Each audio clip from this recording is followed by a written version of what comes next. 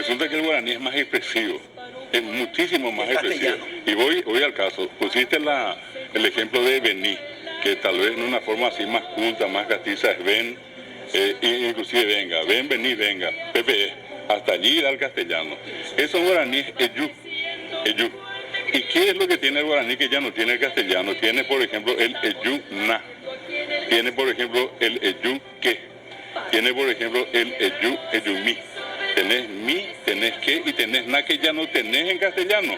Que si vos decís, que vení por favor, vení, y es una orden, perdón. Yuna, vení por favor. Yumi es cariñoso, es como por favor.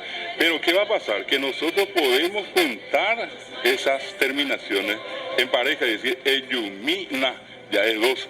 Allí sería como decir, vení por favor, o yumi que. Pero podemos hacer algo más otra vez, podemos agregarle a esa palabra de yud las tres terminaciones y decir eyumi que na. Y eso yo le digo a la gente, es como decir, vení por favor.